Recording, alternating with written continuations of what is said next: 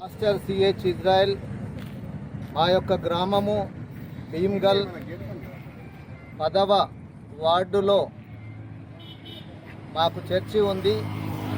మరి అలాంటి చర్చిని తొలగించాలని, అక్రమ గోడను కూల్చివేయాలని కొందరు గడిచినటువంటి ప్రజావాణిలో కలెక్టర్ గారి వద్దకు వచ్చి ఫిర్యాదు చేయడం జరిగింది.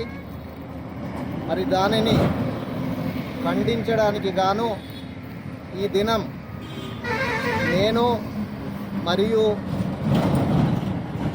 మా యొక్క చర్చి సభ్యులు, అలాగే తెలంగాణ పాస్టరేట్ సభ్యులు అందరం కలిసి కలెక్టర్ గారిని కలవడం జరిగింది.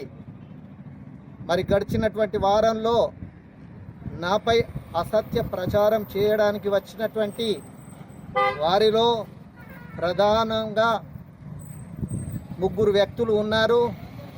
మరి తుమ్మ రవీందర్ విలేకరుగా పనిచేస్తున్నాడు, అలాగే బాగేష్ విలేకరుగా పనిచేస్తున్నాడు, అలాగే పరస నవీన్ కోఆప్షన్ నెంబర్గా పనిచేస్తున్నాడు. వారు నన్ను 5 లక్షల రూపాయలు డిమాండ్ చేయడం జరిగింది.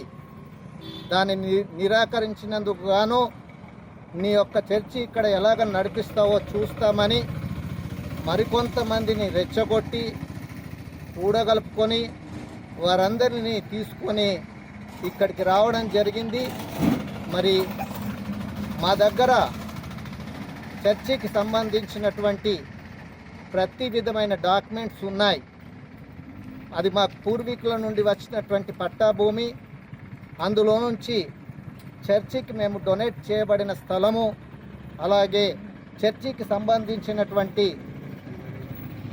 ప్లాను, పర్మిషను, అలాగే గత ప్రభుత్వములో చర్చికి 10 లక్షల గ్రాంట్ కూడా వచ్చినటువంటి డాక్యుమెంట్సు, మరి అలాగే కలెక్టర్ గారి హయాములో కలెక్టర్ గారి నుంచి పొందినటువంటి ఆమోద పత్రము, ఇవన్నీ కూడా ఉండగా మరి అసత్య ప్రచారాన్ని చేయడానికి వచ్చినటువంటి వారిపై మరి మేము స్పందించి ఈరోజు రావడం జరిగింది.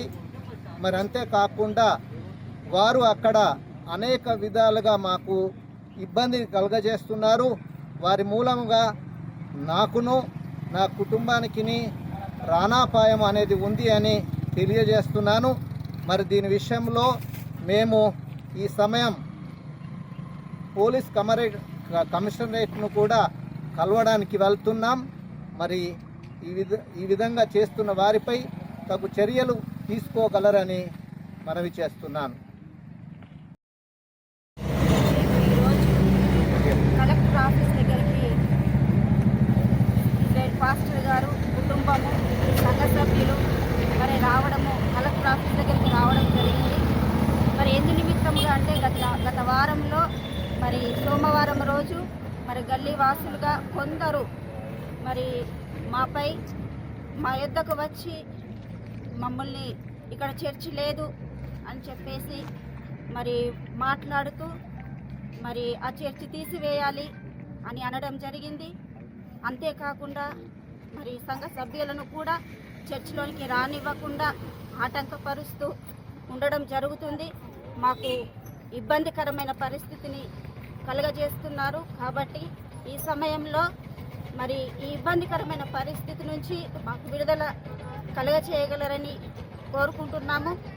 ఎందుకనగా ఆ చర్చి 3 తరముల నుండి మరి పర్మిషన్తో మరి అక్కడ ప్రార్థనలు జరగడం జరుగుతుంది.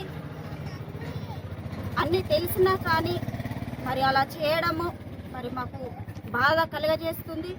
కనుక మరి పై అధికారులు మా గురించి మరి శ్రద్ధ వహించి మా పక్షంగా మాకు న్యాయం జరిగించగలరని, ఈ సమస్య నుంచి మాకు విడుదలను చేయగలరని మనవి చేస్తున్నాను.